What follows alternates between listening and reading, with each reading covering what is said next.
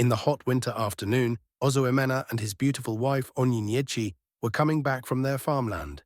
Ozoemena carried firewood on his head while his wife carried farming materials by the roadside, walking on a very hot afternoon sun. As they want to cross to the other side of the road, enter their compound, unknowingly, Thriller on a high speed crushed them like an ant on the road. They died and left Jemima their only daughter. The wind whispered through the small, dilapidated compound where little Jemima first learned the harsh meaning of loss. At just 2 years old, she had become an orphan, a word that would forever echo in the corridors of her young life like a haunting melody of despair. The day of her parents' memorial was a blur of grey skies and muffled sobs. Jemima's round cheeks, still baby-soft, were streaked with tears she didn't fully understand. Her uncle's rough hands gripped her small frame as they walked away from the fresh graves, away from the only love she had ever known. 1 week later, her uncle called her early in the morning. "My little daughter Jemima, please, I will take you to your maternal home tomorrow. My little fat girl, please bear with me. I want the best for you. I want where you will go, and they will take good care of you. I will be coming from time to time to be checking on you, okay?" The journey to her maternal home was long and silent. Jemima clutched a small, worn-out teddy bear, a final gift from her mother. Her uncle's occasional sighs were the only sounds that broke the heavy silence. Little did she know that this journey would mark the beginning of her most challenging years. Her grandmother's house was nothing like the warm, loving home Jemima had known with her parents. The old wooden structure seemed to creak with the weight of poverty and despair. Her grandmother, aged and weary, looked at Jemima with a mixture of love and overwhelming concern. As months passed, the struggles became more pronounced. Jemima watched her grandmother's hands tremble as she tried to piece together enough money for basic necessities. Now she is 4 years old, her school fees became an impossible dream. Some days, meals were a luxury, a single bowl of watery porridge shared between them, with Jemima's portion often smaller to ensure her grandmother had enough. The little girl's body began to change. Whether from the stress or limited nutrition, Jemima grew larger, her body becoming a physical manifestation of her internal struggles. Her once bright eyes began to carry a hint of sadness, a depth no child should possess. Education was a distant hope. While other children her age carried colorful school bags and laughed on their way to classrooms, Jemima remained at home, helping her grandmother with small chores. She would watch the school children from the window, her heart heavy with unfulfilled dreams. When Jemima was 6, tragedy struck again. Her grandmother, the only family she had left, passed away. The loss was devastating. With no one to care for her, the family made a decision that would change her life forever. They would send her to the city to work as a maid in Mr. Okon's house. Her journey to Mr. Okon House in the city of Lagos State. "Welcome, my dear Mr. Okon," and his wife welcomed her. "What is your name, little fat girl?" "Jemima," she replied pleasantly. "Take her bag to her room," Mr. Okon told his wife. Mr. Okon was a banker, always away from home because of the nature of his work, leaving his wife, Mrs. Agnes, in charge. From the moment Jemima arrived, it was clear she was not welcome. Mrs. Agnes looked at her with a mixture of disgust and contempt. A young girl, already large for her age, now expected to manage an entire household. The tasks were beyond what a 6-year-old could reasonably handle. Jemima would wake before sunrise, preparing breakfast, cleaning the house, washing clothes, and caring for the Okon children. Her small hands would become red and chapped from constant washing, her body aching from work meant for adults. Mrs. Agnes was particularly cruel. She seemed to take pleasure in finding fault with everything Jemima did. A slightly misplaced plate, a minor smudge on a window, each became an opportunity for verbal abuse. "You're useless girl," she would scream, her words cutting deeper than any physical punishment. The Okon children, sensing their mother's attitude, were no better. They would intentionally create a mess, knowing Jemima would be blamed. They would spill food, scatter toys, and then watch with cruel delight as Mrs. Agnes berated the young girl. Jemima's life became a constant cycle of fear and exhaustion. She learned to move silently, to anticipate Mrs. Agnes's moods, to complete tasks with a speed and precision that was unnatural for a child her age. Her body, already large, seemed to carry the weight of her emotional burden. Mrs. Agnes had been planning her move carefully. She knew her husband, Mr. Ocon, had zero tolerance for thefts or lies. Her hatred for Jemima, a poor, orphaned girl who reminded her of everything she despised about poverty, grew with each passing day. One evening, just as Mr. Ocon returned from work, Mrs. Agnes made her move. With calculated tears and dramatic gestures, she accused Jemima of stealing her money and jewelry. "Look at this child," she cried, pointing at the terrified Jemima. "She is a thief. She has stolen from my personal drawer." Mr. Ocon's face darkened. The mere mention of theft was enough to trigger his anger. Without giving Jemima a chance to defend herself, without even looking at her, he began to beat her. His large hands struck her repeatedly, each blow fueled by misplaced anger and Mrs. Agnes's manipulative lies.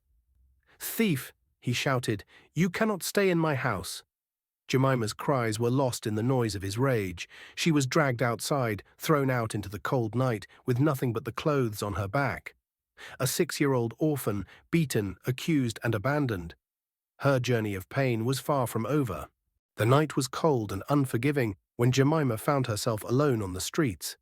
Her small body, still bearing the marks of Mr. Ocon's brutal beating, shivered uncontrollably. The world that had always been harsh to her now seemed completely indifferent to her suffering. At first, survival was a moment-by-moment struggle. Jemima knew nothing of street life, nothing of how to find food or shelter. Her first night was spent huddled against a wall, her torn dress providing little protection from the biting wind. Hunger gnawed at her stomach, a pain so intense it made her whimper in the darkness. The early morning brought no relief. The city awakened around her, people rushing past, barely noticing the small, frightened child. Jemima's first attempts to ask for help were met with harsh looks and angry words. Some people would wave her away as if she were nothing more than a stray animal. Others would look at her with a mixture of pity and disgust, but no one stopped to help. Her first meal came from desperation. Behind a small restaurant, she found a discarded, half-eaten sandwich in a trash bin. Her hands trembled as she picked it up, aware of how low she had fallen. But hunger conquered shame. The first bite tasted like survival itself. Bitter, hard, but necessary. Days blended into weeks. Jemima learned the brutal lessons of street survival quickly. She discovered which areas were safer, which people might show a moment's kindness. An old beggar woman took pity on her, teaching her the unspoken rules of survival. "Keep moving," the woman would say. "Never stay in one place too long. Watch everything. Trust no one completely." By the time Jemima turned 8, the streets had transformed her. Her body, already large, became a shield of sorts. The softness of her childhood had been replaced by a hardened exterior. Her eyes, once bright with hope, now held a permanent wariness. She learned to blend into the background, to become invisible when necessary, to be noticed only when begging was crucial for survival. An uncompleted building became her home, a shelter from rain, from the harshest winds, from the dangers that lurked in the city's shadows. Other street children sometimes shared her makeshift shelter, but friendships were temporary. Survival was a selfish business on the streets. Begging became her lifeline. Jemima learned to position herself where people were most likely to show mercy. Sometimes it was near busy markets, other times outside churches or shopping centers. She developed a look, part pitiful, part desperate, that sometimes loosened people's purse strings. But the city was cruel. For every coin she received, there were 100 harsh looks, angry words, and complete indifference. People would walk past her as if she were invisible, as if a young girl fighting for survival meant nothing to the world around her. It was a day like any other. Jemima sat at her usual spot, her body displaying the wear of street life. Clothes perpetually dirty, skin darkened by sun and grime, eyes holding a wisdom no child should possess. Her begging bowl sat before her, a silent plea for mercy. Then came the moment that would burn itself into her memory forever. A familiar car approached, the same car that had once been her home, that had been driven by the man who had beaten her, thrown her out into the unforgiving world. Mr. Ocon's vehicle, with Mrs. Agnes beside him. Time seemed to slow. Mrs. Agnes saw her first. Their eyes met, the woman who had orchestrated her suffering and the child who had survived against all odds. For a moment something flickered in Mrs. Agnes's eyes. Recognition? Guilt?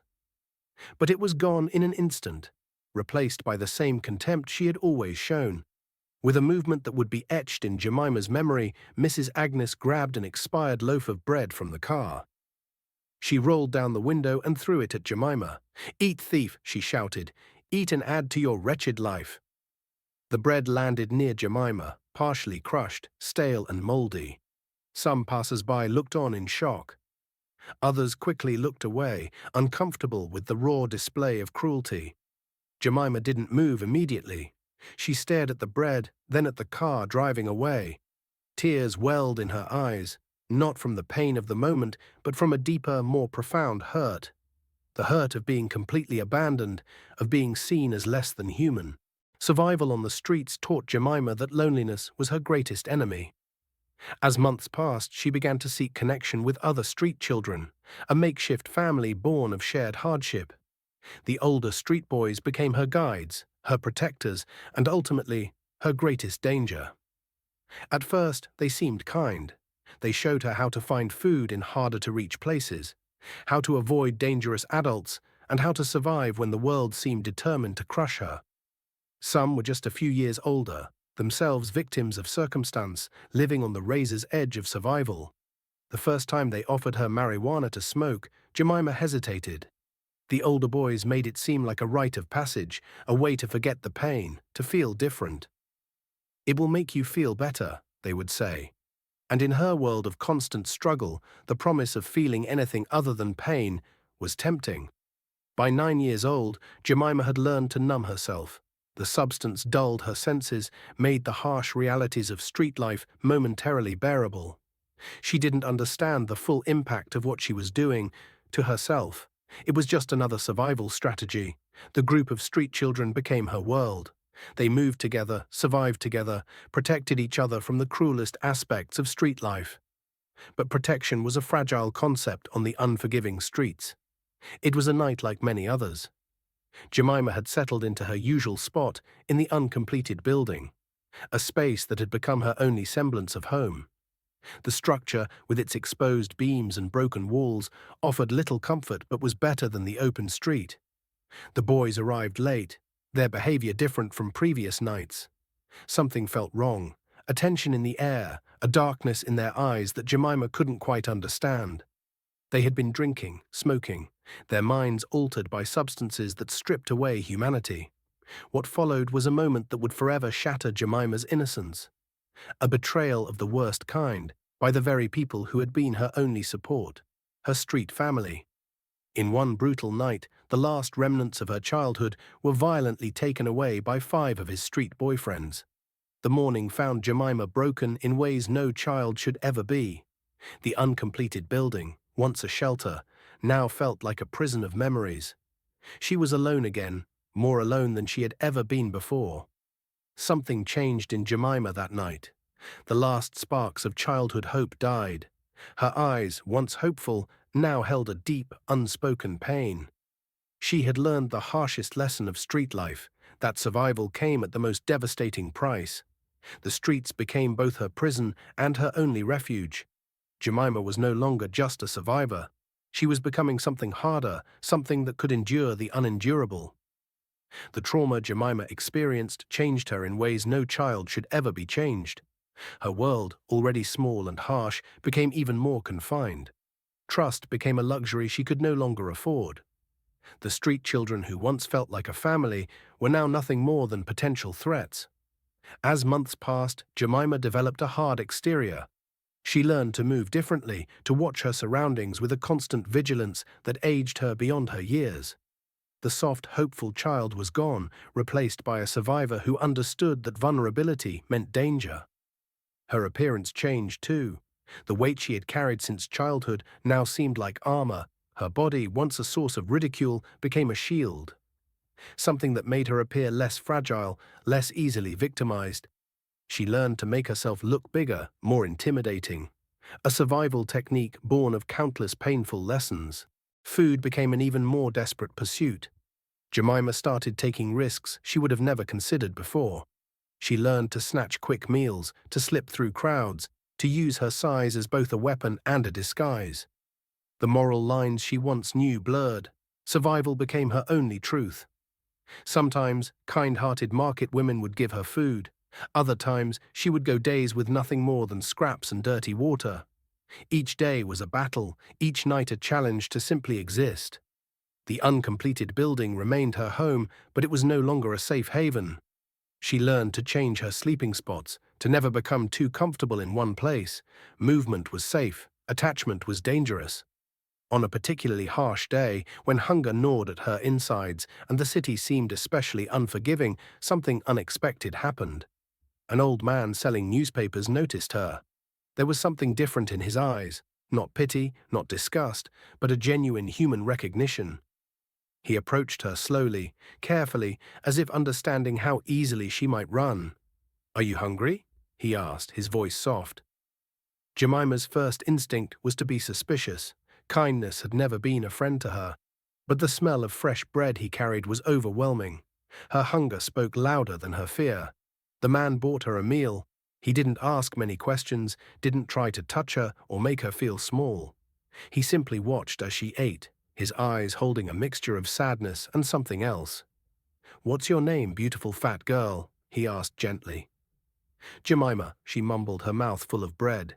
He nodded, as if the name meant something to him. "Well, just call me Uncle. Do you know that you are very beautiful? See your gap teeth, very white. I can help you with some money if you allow me to feel your fantasy. Please, I don't understand you." "What did you mean?" She replied, "Camion, are you a baby? Okay, are you a virgin?" "No," she replied. This word hit her like a sledgehammer on his forehead.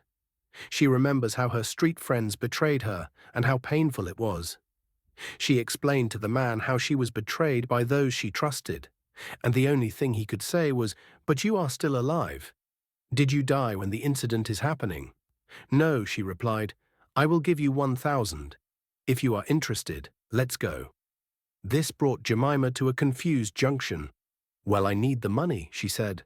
She said in her mind, "Did I just hear 1,000? Well, I will think over it." The man left.